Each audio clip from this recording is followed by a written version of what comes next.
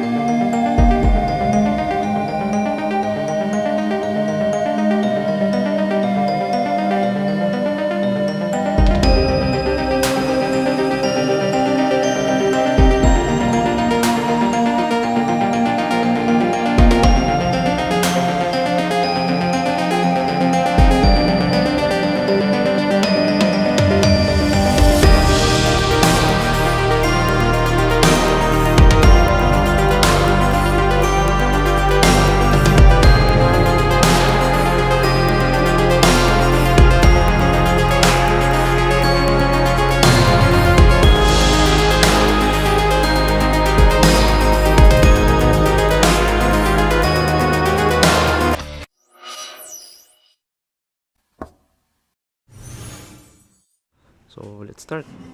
So now guys, nandito na tayo, no? Currently, ang gamit natin ay Force Shielder. So, dati pa akong Force Shielder sa PC and then Force Shielder sa other versions ng Cabal. And despite na medyo matagal yung FS ay soon, baka magpalit na rin ako ng class. Pero ito guys, iniintay nyo to kasi marami nagtatanong sa akin ito. Ano yung build ko, paano ang setup, paano ang rotation ng skills, and ano yung mga priority kapag FS user ka. So, umpisa natin, no, i-breakdown natin dito sa in-depth guide na to. So, 5 lang naman yung i-discuss natin. 1 is yung character stats. 2 is yung runes. 3 is yung character build. 4 is yung position mo kapag nagwa-war and then kapag nagda-dungeon. And last is yung priority sa build. So, isa-isahin natin guys. So, una muna sa lahat yung ating stats. So, pakita ko sa inyo guys, ang current stats ko ay ganito. So, class 13 pa lang. And hindi ako nakakapag-war dahil busy sa work. And then dito sa STR 679, yung int natin 307, tapos dex natin 203. So may nakikita kayong mga plus 2. Yung plus 2 guys, galing yan sa isang item ko na binibuild. Kaya nakakuha tayo ng mga ganyang stats. And mamaya papakita ko sa inyo. So currently, ito ang damage stats ng character ko, no? So, by the way guys, dalawang klaseng build pala ginagawa ko sa Shielder. So, isang defensive build at isang damage build. Pero since PC and then other Cabal versions, defensive for Shielder build ko. So, etong nakikita nyo ngayon sa video ay defensive ang build nito. So, yung attack abilities natin, yung AA. So, ayan siya guys. PvP, so wala ako sa PvP segment sa build ko, no? More on dungeons. So makikita nyo yung PvE attack abilities ko nasa 1-1. And then yung attack, so magic, and then attack rate, then critical rate, damage, yan, nandiyan naman, sword skill amp. And then yung defense stats naman, so 2-9, yung ano natin, yung defense. Then PvP tsaka PvE meron yan. And defense rate, so mataas yung defense rate ko, mamaya papaliwanag ko yan since defensive naman talaga yung build. And then evasion, tapos damage reduction, and the rest mga resistance. So yun yung number 1, yung ating character stats. So next will be the other stats galing dun sa menu or para doon sa class ninyo. So unahin natin yung soul ability. Soul ability guys, ito pwede nyo kopyahin. Pero since dungeon, ano to dungeon pero defensive build. So attack rate, defense rate, down resist, stun, STR, kumuha ako nito. So, kapag meron ka niyan, mag-a-add yan ng +1 doon sa stats. Yung nakikita mo na STR dyan, may +2, di ba? Yung +1 galing sa runes. So, the more na tumataas to, the more na tumataas din yung additional stats na idadagdag niya doon sa current stats mo. So, next will be the resist knockback, HP absorb, absorb limit, MP, int and dex. So, yun same with the STR. May +1 sila. And then, pet. Kasi yung pet kailangan mag-level 10. Then, sword, attack, CDI, at saka MP. Kung mapansin nyo, yung MP kompleto. Isang absorb, isang MP, at isang absorb limit. Kasi, pag nag-war ako ng mana priest. And then, yung MP absorb naman, para less consumption ka sa mana potions. Since, malaki din yung kain ng skills. Lalo kung gagamit ako ng mga lance at cannon. And then, HP absorb. So, ito yung 2% na nakita nyo dito. Ayan o, 2% galing yan dito. So, yung 1% galing sa HP absorb up. And then, yung isa galing sa, sa other items. So, yun yung current na soul ability. 16 yan guys, 16. So, hindi pa ako nag-extend ng slot. So, before nyo extend yung slot, as a tip, no, i-max nyo yung attack tsaka defense rate, yung dalawa nasa taas. And then the rest dapat max before ka mag-extend. Para pagka na-max mo na lahat yan, tsaka ka ngayon magdagdag ng stats pa unti-unti. So, next will be the blended. Sa blended, wala pa ako nilagay dito. Pero ang option mo dito, sword dance at saka sword pressure. So, makikita nyo naman yon sooner.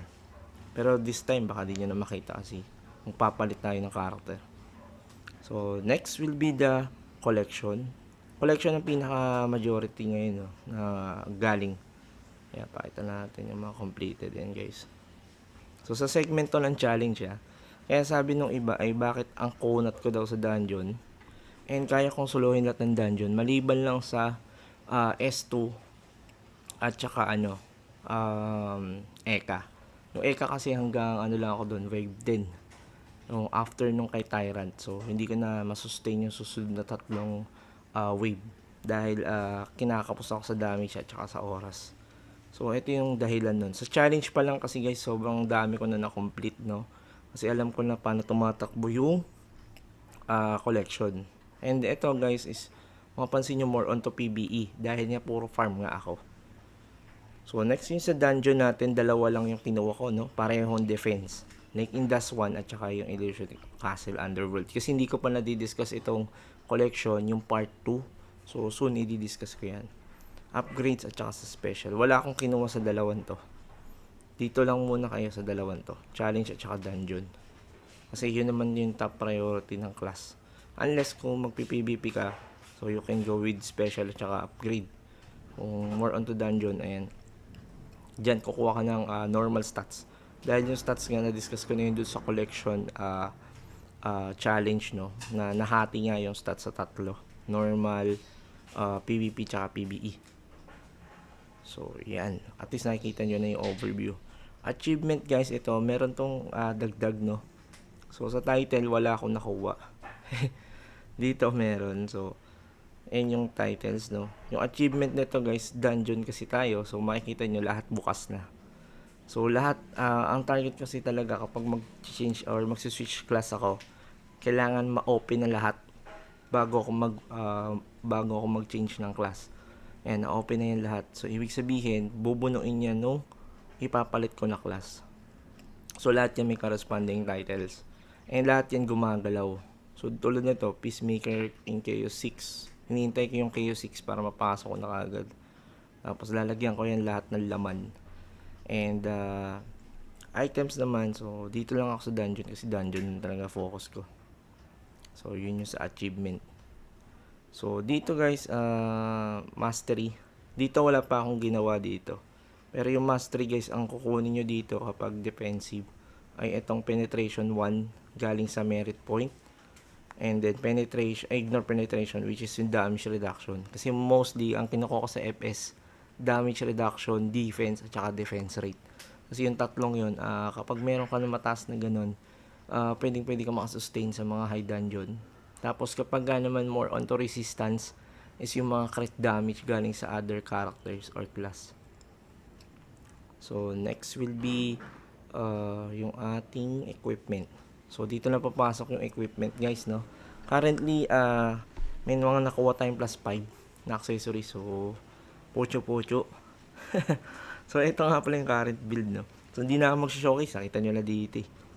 So dalawang Drossnin earrings. So matagal to, almost a month na yung, tama ba? Almost a month. So December 17 kasi ang ang 1 month ni Kabal. Kasi November 17 ang alam ko nag-start. So ayan siya. And then dalawang BOF. So dito ang option mo dito sa items, no. Yung earrings mo, pwede yung it's either dalawang EOG +9 or dalawang defensive earring +5.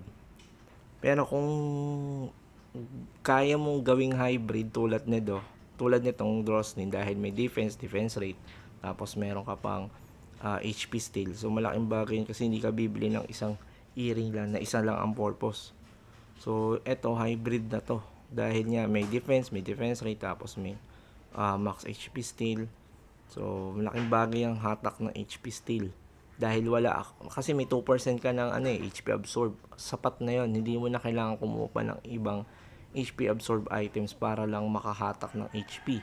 Ang lakihan mo is yung max HP steal, yung kukuhanin niyang HP galing sa mobs para pag pumasok yung absorb percentage doon sa hit, for sure yun ang lakas ng hatak ng HP galing doon sa mobs. So next is sa BOF. Ang option mo dito dalawa.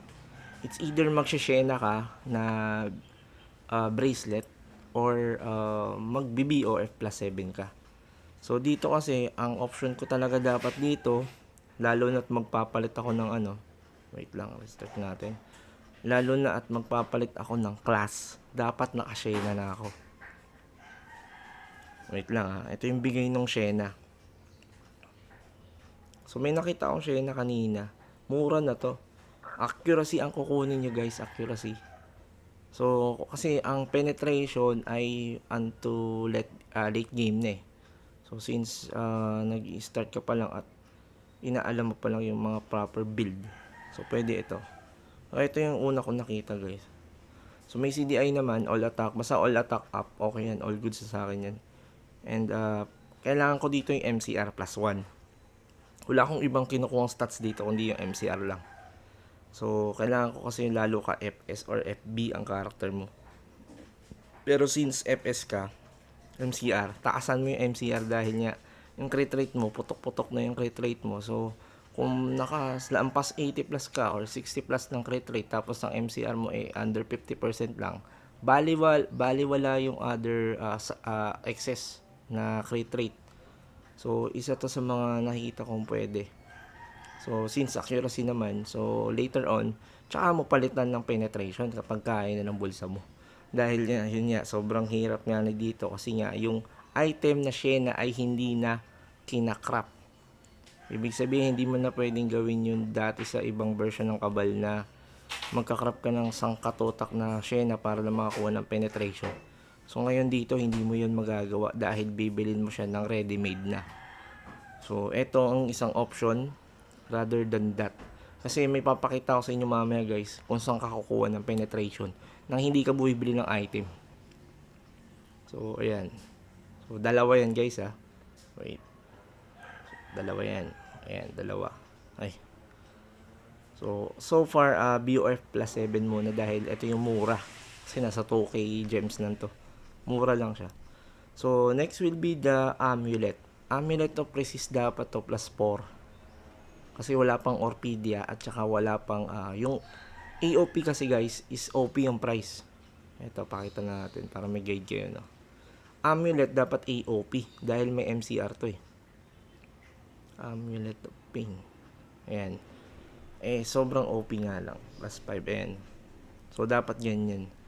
+6 or +7 yung sagad. Pero +5 okay na to, solve ka na dito. Amulet of Pain +5. So ang taas ng AP mo dito. Pero since defensive nga yung build natin, so hindi ako mag-EOP. Amulet of Resist ako. +4 dapat. MCR plus 3 kasi to, tsaka pwedeng i-chaos upgrade. So, yan. So, dyan ang gagaling yung resistance. And may MCR. Dapat kung FS ka, dapat may MCR yung mga items na makuha mo. Hindi ka lang magdedepende dun sa armors. Kasi sa armors, napakahirap maglagay ng MCR. So, next will be our accessory. Siyempre, alam nyo naman yung defensive build. So, Epaulet of Guardian or yung Epaulet of Loss. And then, yung ating Chaos accessories, no? Mga durational. Pero, okay lang yan. Pero, meron akong hindi durational. Pakita ko sa inyo, guys. Kapag magbibuild kayo, so, meron akong isang set for Sigmetal. And then, isang set for the Mithril. So, puro plus 10 yan, guys, lahat. And then, dito, meron ako dito AOL at AOG dahil pwede nyo na siyang isuot ng sabay. Pero ito yung item niyan. So, Guardian Belt plus 7 at saka Arcana of Law plus 7. So, pag mag-war ako, palit lang yan, palit. Kasi yung 5 tsaka yung Sage, hindi yan Sage dapat. Dapat ano yan, BO, ano siya, Minesta of Fighter. Yung kulay red. So, yun dapat. So, ito yung other items ko under Sigmetal, no? So, CDI sa helm. Suit natin, isang Eva. Then, boots, 2 def at sa gloves ay 2 attack. So, dito sa Mithril set natin, sa helm natin ay CDI. Dapat CDI siya. So, kung kaya mong i-plus 15, much better. Para hindi ka na magpapalit ng item. Next will be the suit. Sa suit, guys, isang HP Matic to. Tapos yung sa second slot, 3 ang option mo. It's either mag-defense rate ka, defense or evasion. Pero dito kasi sa defensive, dapat dito is HP at saka defense. So sa boots mo, 2 defense dahil defensive nga eh. And kung gusto mong balance, pwede naman is isang defense rate. And then, gloves natin, 2 attack. Huwag ka na dito maglagay ng HP absorb dahil nga may 2% ka na nga. So, sa first slot, kapag naglagay ka ng HP absorb, 2% na kagad yun. So, yung second slot, huwag mo na lagyan ng isa pang absorb dahil palpak ka dun. So, it's either mag-a-attack ka or magdi-defense ka. Pero dito kasi sa gloves ko, dapat 2 attack. Para may damage ka naman at hindi lang puro pakunat. So, sa weapon ay 2 CDI at SSA or yung ASA, yung all skill amp. So, dapat amp to. Wala kayong crit rate na ilalagay dyan. Dahil sobra na kayong crit rate nyo eh. So, amp, ayan guys, 7.7 amp, 3%. Then, yung sa kabila, yung blade, 7.54. So, 4 para doon sa all skill amp. And then, sa rings mo, Killian and then Tyrant. Tapos, ay, nawala. Tapos, yung inyo, 2, since sobra-sobra ako sa CRI, 2 critical ring. Binili ko lang yan sa Bloody Eyes. 800 ALS. 800 ALS guys, walang kahirap-hirap. And then, yung effector na bigay ng rewards. Ayan. So, kung saan mo mabibili itong critical ring? So, pupunta ka din sa Bloody Eyes. Punta ka kay Keller. Kay Keller lang yung nabibili. ALS yung pambibili mo. Ito guys. Kapag ka naman ROL o yung Ring of Luck dito rin. Ito guys. Ayan o. 800 lang yan. So bili ka muna yan temporary. Dahil hindi ka pa bibili. Iintayin ko lumabas yung CR4. Yung 4 na kagad. Kasi ganun din eh. Isang gastusan lang. So tsaga ka muna dyan sa 5% na CDI. Kasi 5% lang ibigay nyan eh.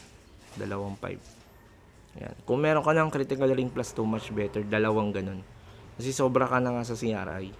Tapos yung helm mo, 3 slot yan. Tapos CRI din yung laman. Sa helm ka kukuha ng CRI. Ganyan ako mag-build. Sa helm ako kumukuha ng CRI.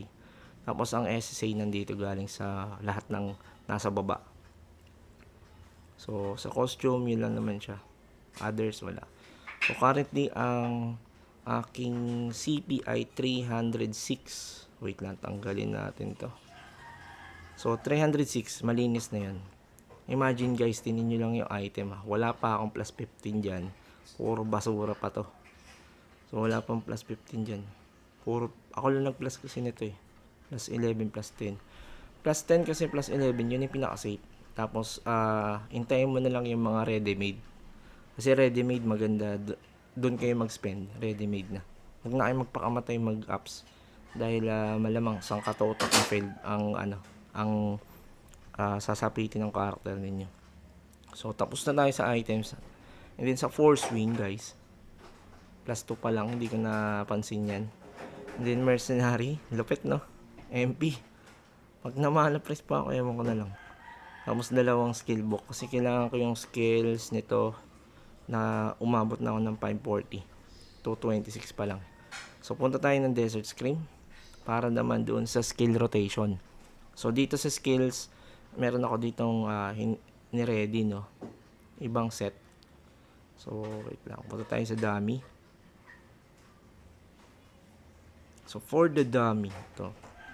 So, dito meron ko yung 1, 2, 3, 4 sa gilid. Nakikita nyo yan. So, punta tayo sa skills. So, yung 1, 2, 3, 4 mo, itong nasa left side. 1, 2, 3, 4. So, iba-iba yung nilagay ko dyan. So, for the normal, yung sequence natin for the skills. So, normal, ito guys. Mauuna talaga is yung ating shield taunt. Wala. Ating shield taunt, tapos hell crusher, shield grenade, tapos splinter. So, sa combo for the skill page 1, so, ganun pa rin. Dahil itong normal na to ay ginagamit ko kapag magda-dungeon. Dungeon only. Hindi to PvP. Dungeon lang. So, combo ganun din. Kasi pang dungeon lang. So, for the BM1, ganun din. Pang dungeon lang din. So, it's either kumombo or hindi ako kumombo. Yung mga transcender skills ang gamit ng character ko. So, yan yung 1. Set for the skill sets for the dungeon. So, number 2, yung nakita yung skill page 2. Dito na magkakaroon ng difference. So, sa normal, ito yung mga hindi ka nag-AFK ka lang or hindi ka nagkakas ng combo. So, same rotation with the normal. So, sa combo, ito na. Bago na yung combo ko dito. Force kick, pang PvP na to guys. Yung combo na ito pang PvP for the skill page 2. So, skill set mo, force kick, rising shot, taunt, shield grenade, hell crusher, tapos itong ating pangpukpok sa ulo, power slash. So, ito yung itsura niyan pagka kinast mo sa dummy. So, medyo mabilis yung una, then force kick, rising shot, taunt, rising shot, grenade. So, may pasok ng rising shot every time na mag-scale trans ka. Tapos, shield taunt ulit. And then, ayan. So, ganyan lang guys. Lakas ko pumunit dyan. Ginagamit ko sa war. Ang gantong combo. So, yung combo na to, hindi to DPS guys.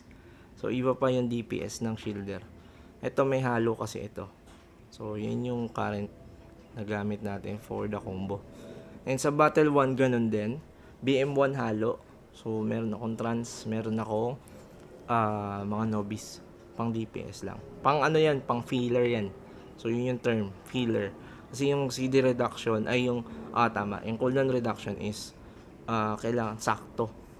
So, skill page 3, dito na ako magkakaroon ng difference din. So, pagdating sa combo, baliktad. Pansinin nyo guys. So, dito may DPS 2 trans ang combo ko dito. Pero walang shield grenade. So, sinubukan ko kasi na dalawang trans lang. Tapos, puro semi DPS na. So, ito yung combo. So, ginagamit ko to pag PvP and war. Kapag ka single. So, single. Force kick. Palo, sword stab. Yan, ganyan lang rotation yan. Yan, pag single lang, boss fight, single, or 1-to-1, or 1v1. So, ito yung ginagamit ko guys. So, hindi ako nagtatrans dyan. So, yung trans, makikita nyo yung filler kasi yun. So, pag kinas ko bigla, yan. Kasi maghahabol ako dito for sure kapag ang kalaban ko ay GL, Blader yan. Tsaka Force Blader. Yan, tsaka lang siya magkakas ng ano. So, yan. Yan lang. Tapos sa 4, ito yung magic. Hindi ko pa nakuha yung tatlo eh. Apat na lang. So, ginagamit ko lang siya kapag magmamap part, RS, mga ganun. So, kasi para konti lang yung hatak ng mana. Kaya nga kumuha ng mana MP absorb tsaka limit para doon. So, for the BM3 naman, ay BM2 pala, sorry. For the BM2, wait, dito natin siya makikita. special. So, ito lang, yung boomerang lang, yung 1. 1 lang guys ha. Huwag kayo magti-3 dahil sobrang OA na. So, 1 lang is okay na. So, for the BM3 na tayo. So, BM3 is, wait lang, cast natin yung BM3. Ayan. So, yung BM3 na gamit ko ay level 3. So, paano nyo isiset yan? May nakalagay sa may taas na using death blow. Click nyo yan. And then, dito nyo makikita kung anong level yung BM3 nyo. So, kung level 3 ka, set mo sa level 3. Para yung ultimate cast ng fatal attack is, yun, ikakas nyo yung level 3. So, palo natin dito. So, ito siya. 1, 2, 3, 1, 2, 3, 1, 2, 3, 1, 2, 3. And then, pag nag-3 siya, ayan, magkakasya niyan. And then, boom. And then, boom. Yan na. Ganun siya. So, skill natin, ay, wait. For the BM3. Para may guide kayo, guys. So, ito yung rotation. So, 3 card ito. Ayan, guys. Pwede nyo kopyahin. 3 red sa kanan. Then, may isang violet sa baba. Sa page 2, 2 violet sa taas. 2 red sa baba. So, 3 yan eh. Ayan. 3 yan. Ayan. Sa una, nasa kaliwa. Then, sa pangalawang page, nasa kanan. And then, yung pangatlo, 2 na yung nasa taas. Tapos, yung death blow nyo ay level 3. Ang fatal settings. So, yun lang siya guys. Ganun lang siya. For the BM3. So, yun. Na-complete na natin yung BM1, 2, and 3. So, skills, okay na. Then, ano pa ang kulang? So, nakikita ko wala naman ako naging kulang, no, doon sa sa shielder guide natin in depth. So, yung progress sa item, ito. Uunahin nyo, pagka ganyan nakaset na kayo ng plus 11, plus 10, tigil na dyan. Tigil na kayo dyan. Tapos, lagyan nyo lang ng laman. Ayan, lahat yan, lagyan nyo ng laman. And then, hanggang mag mid game, hindi nyo napapalitan yan. Lalo na kung free to play ka. Huwag mo basta palitan yan. So, ang gagawin mo na is, unti-untiin mo na yung accessories. Imagine niyo umabot ako ng 311 CP nang hindi ako nag-a-add ng bike. Papansin nyo, wala akong bike. Pag nilagyan ko ng bike, aangat pa yan. So, dito, currently, ayan yung itsura ng aking item. So, almost lahat blue na, no? So, hindi nyo na makikita to dahil nga magpapalit nga ako ng class. So, dito, ayan, yung current pinanggalingan ng item. Huwag nyo itatapon. Kunyari, na plus 10 nyo. Kasi magagamit nyo yan pang dummy. Kaysa bumuo kayo ulit ng dummy. So, ito yung dummy. Ito na yung gagawin yung dummy. Itong mga yan. Kasi yan yung first set ng items ko eh. So, bago ako nagpalit ng mithril. So, yung apps, ako lang din yung gumawa. So, yun lang. So, wala pa akong costume. Costume natin ay walang laman. So, pero may costume ako dito 3. So, Walker, Nevarit, at saka yung German traditional. So, the rest, story na lang. So, yun guys. I hope na may natutunan kayo, no? Sa ating FS in-depth guide. So, may nakalimutan pa ba tayo? Tingin ko wala na. Kasi late game na yung other stats. So, yun lang and see you on the next video guys. Bye-bye.